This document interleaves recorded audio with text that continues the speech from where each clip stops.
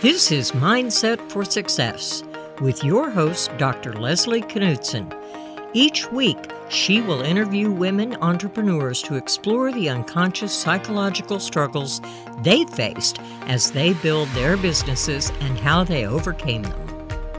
Here's your host, Leslie Knutson.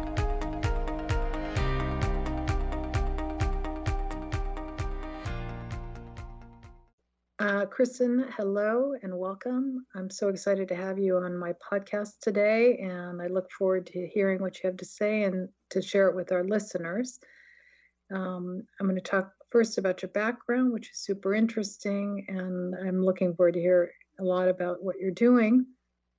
After earning an honors degree in astrophysics, Kristin consulted for a Fortune 50 company for 12 years.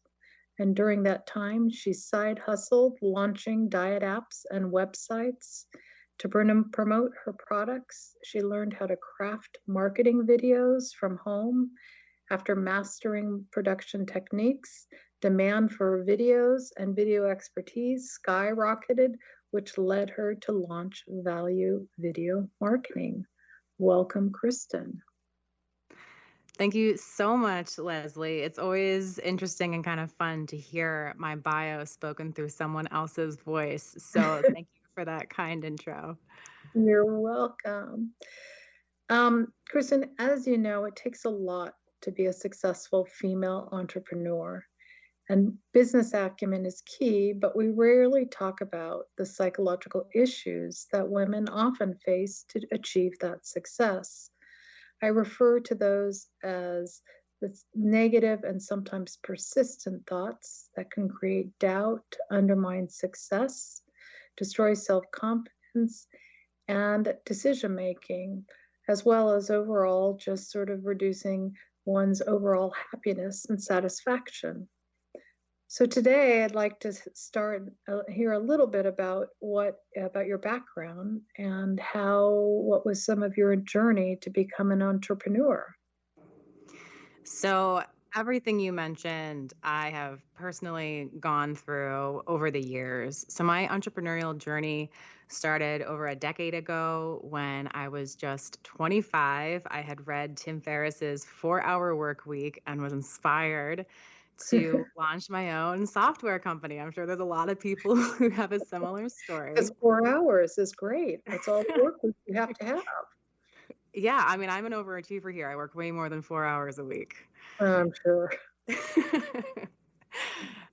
So at that time in my life, I was new to entrepreneurship because I had this belief that, quote unquote, people like me couldn't be entrepreneurs.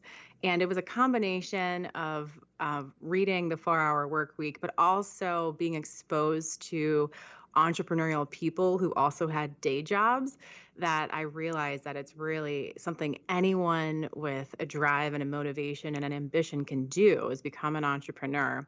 So I got really excited when I realized that and began pursuing my journey. However, I tell you what, I've had setbacks due to imposter syndrome, due to fear of failure, due to thinking that, even someone like me couldn't go after venture funding, which wasn't true, but actually hindered my entrepreneurial journey at some points. So, there's a lot of different emotional and mental hurdles that I had to overcome in order to continue driving forward on my journey. Now, the emotional breakthroughs didn't always automatically mean success was right around the corner. It just meant that I got to continue on the hard journey.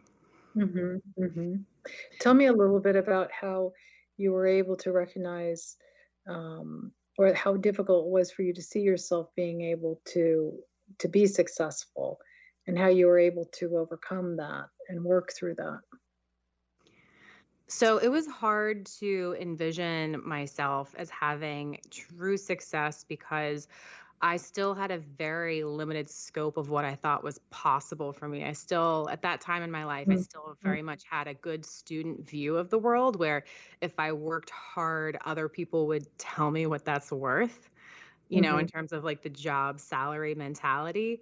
And it took me a long time to realize that as an entrepreneur, you actually have to define the value of what you do and what you've created into the world, and then go Mhm. about learning how to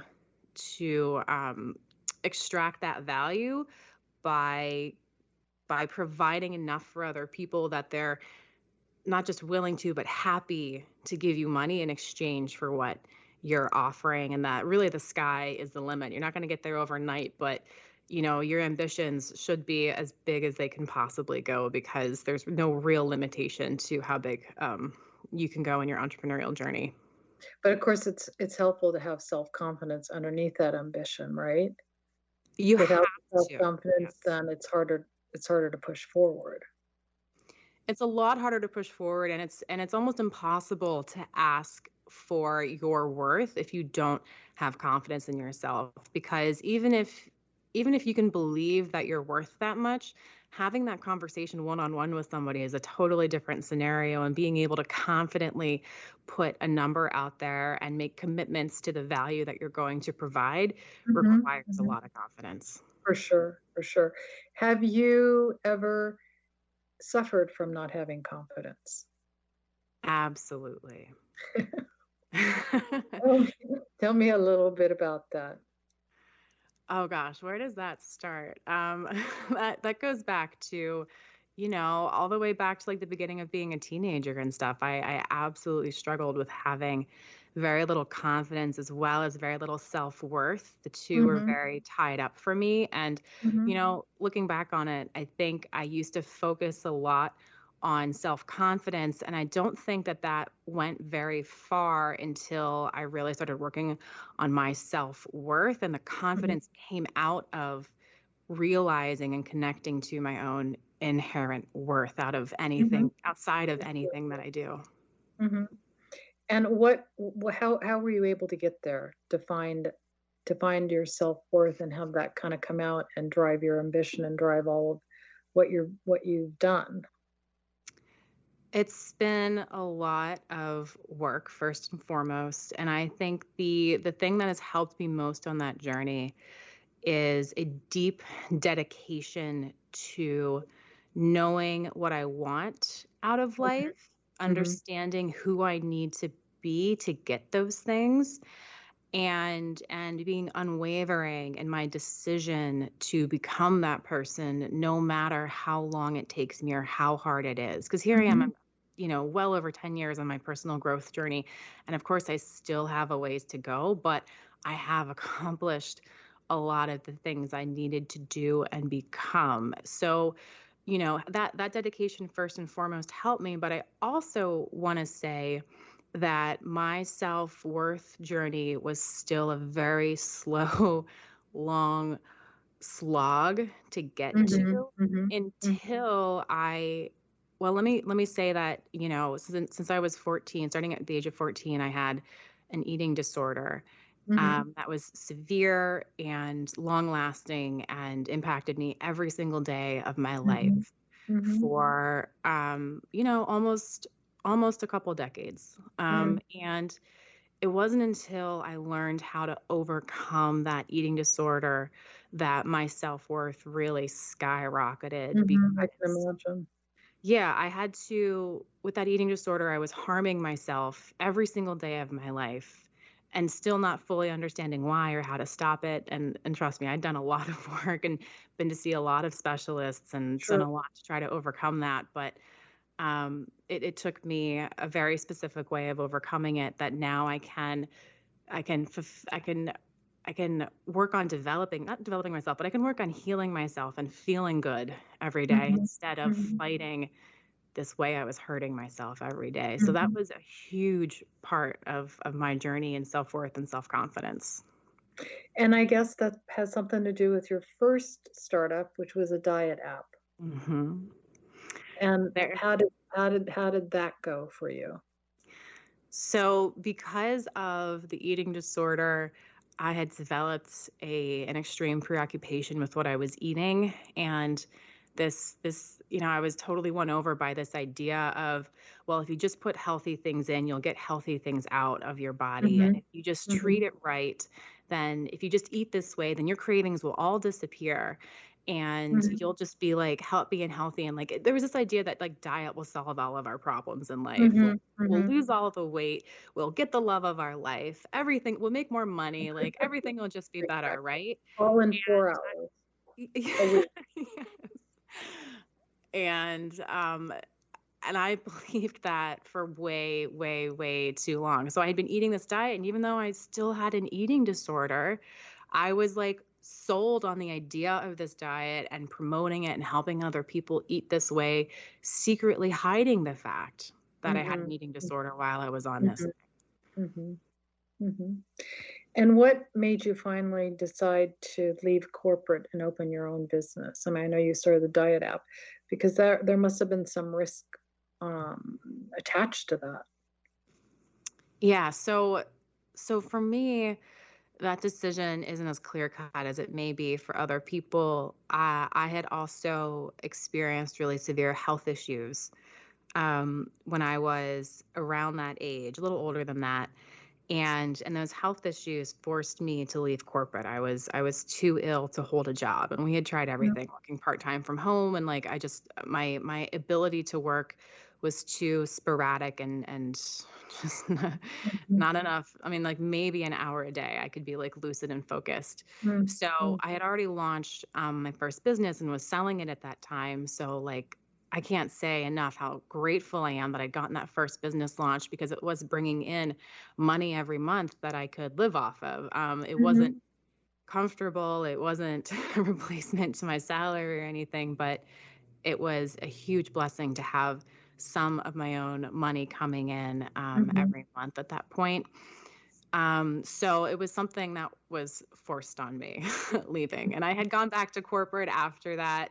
There's a whole story that we probably won't get to here, but that was my first push into full entrepreneurship. Mhm. Mhm. And was it did when you finally decided to go out on your own, did it feel like you were ready to do that? No, absolutely not. It was terrifying. But it was, for me, it was the only choice I had forward. So it was full commitment to that. And it was very hard and very slow, but I'd also made the decision to expand my product line and invest in developing and launching another digital website. Um, and because that was my only path forward, and I worked on that business when I could, which was maybe 1 hour a day, and there were absolutely days where I couldn't work on my business at all Mhm. just due to the health issues that I was experiencing. So does it take longer to do it that way? Absolutely, but it Right. can be done. I had a product launched and I had marketed it in advance, and I had 2,000 users who signed up, I think, within the first month or two. Wow. And it also sounds like, in spite of such difficult circumstances, being ill and trying to start your own business, you also had, can I say, the courage and the foresight to use that 1 hour a day to go and do your best to move forward.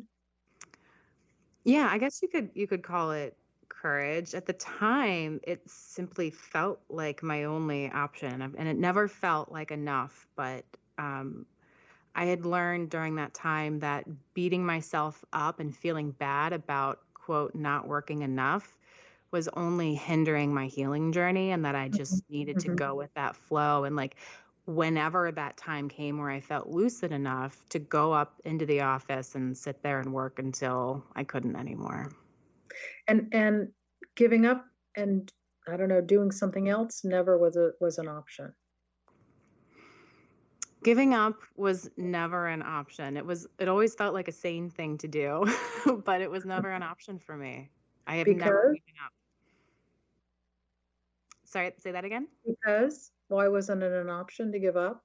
It wasn't an option to give up because entrepreneurship and working for myself is the only thing that makes sense for me personally. It's the only thing that has the possibility to give me the life that I want. It's the only thing that puts me in the driver's seat and has me calling the shots and has me fully responsible for all wins and failures. And that's Mhm. what I need. That's where I want to be. Mhm.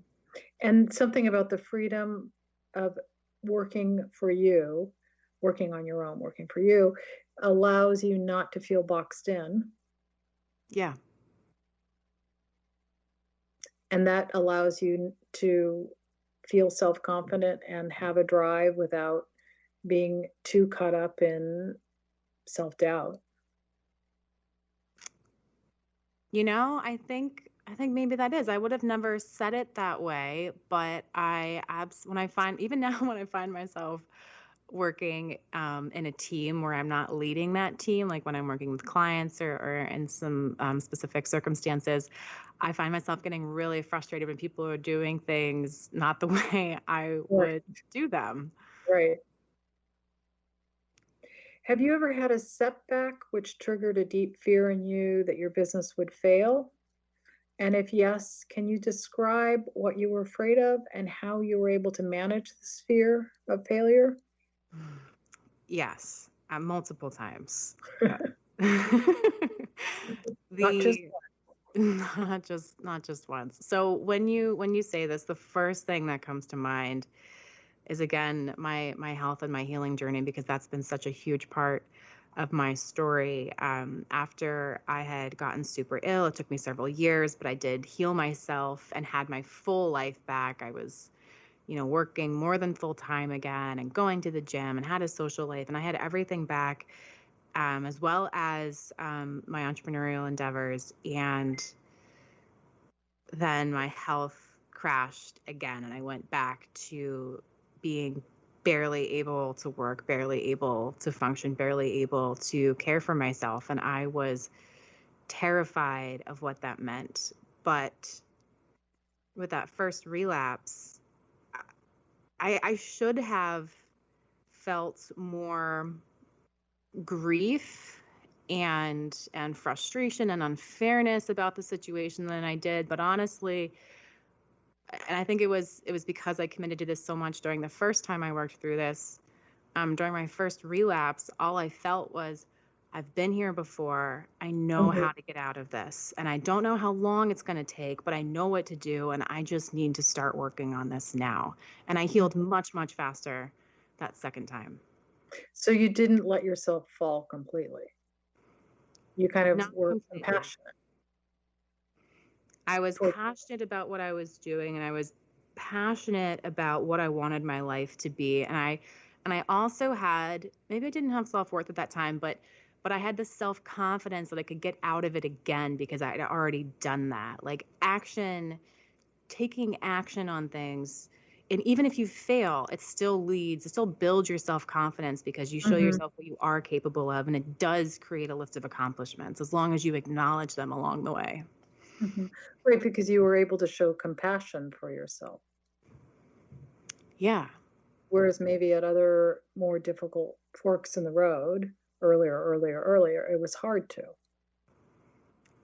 It absolutely was harder to show myself compassion, and that was one of the many many lessons I got out of my first healing journey, my first entrepreneurial journey, was that self-compassion is not making excuses, it's not weakness.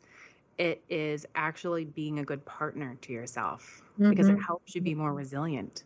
mhm, and it's the glue that holds you together when you go through all of the obvious ups and downs, difficulties that entrepreneurs go through. Yes. Yes, absolutely. Would you consider yourself someone who hasn't always fit in? And if so, did it ever lead to self-doubt in your decision making and risk taking? And how might you have overcome these? How did you overcome these? Yes, I've always felt like someone who doesn't fit in. I've always been the very smart, very nerdy, very shy person as a child, even all the way through high school, which did make it hard to feel like I fit in places.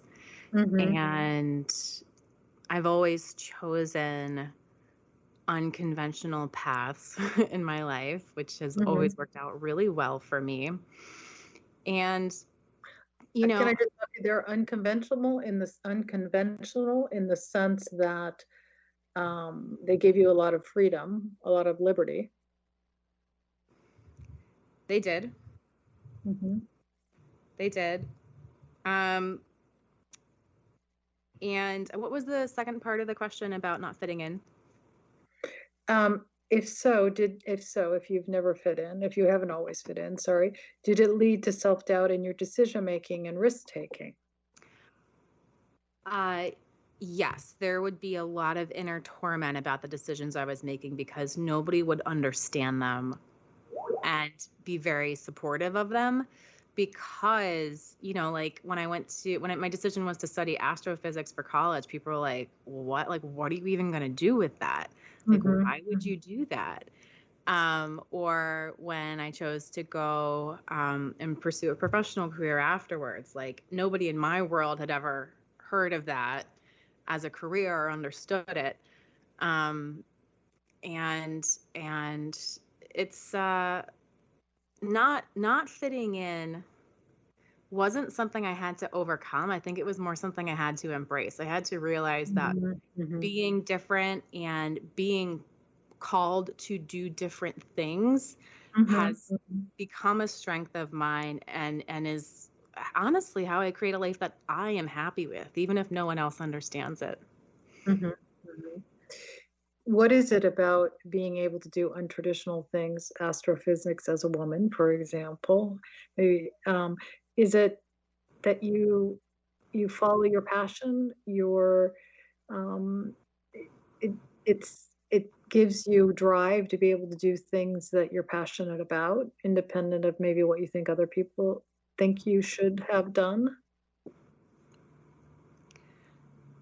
Yeah, I think there's always been this sense of I don't fit in and I don't want to fit in. I don't and looking back on it, I would have like one or two friends who were kind of like anti normal people with me, which is kind of silly. But like when I remember being in middle school and I didn't want to wear like very girly clothes. I was still a tomboy and I didn't like the boot cut flare jeans that other girls were wearing. And like I had my friend and I who like refused to wear boot cut flare jeans. And, we were Mhm, just like mhm, these weirdo rebels or whatever, in the mind of like mhm. a middle schooler, that's what's important in life. But I feel like by connecting with those other people who live a life more like mine, it's helped me develop more comfort in knowing that I'm different and it's okay. So not fitting in, you had to turn it around, and so it was something about uh, it embraced the all various different parts of you by taking an untraditional route.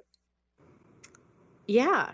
Yeah. That's definitely embracing different parts of me. That's even with my current business, Value Video Marketing, it's an unconventional business in the space. Like I really still haven't found any companies that offer what I do and the way I do it. And I crafted my offering by looking at what the market needed and also thinking about what I can offer, which is expedient delivery of a video content, but also very well crafted and written. And writing is a creative outlet that I've discovered in Mhm, the past mhm. couple of years. So like combining this unique set of skills I have, I can offer something at a better price than anyone else out there.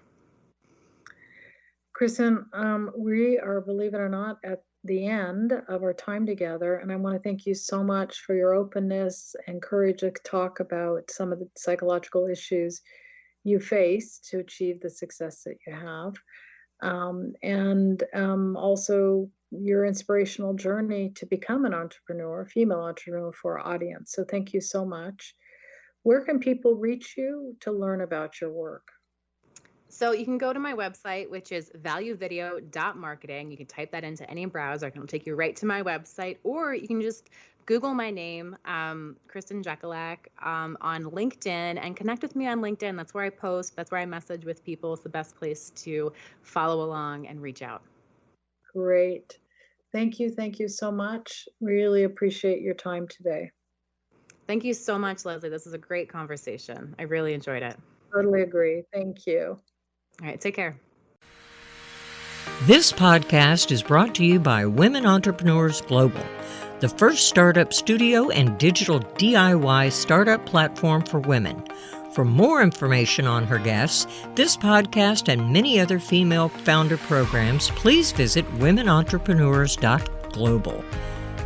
We believe in open and non-stigmatizing dialogue about the hidden psychological difficulties experienced by many successful entrepreneurs and highlighting the strategies used to overcome them, such as the fear of failure, of not being good enough, and that loud, chattering internal critic is critical to helping other founders achieve success.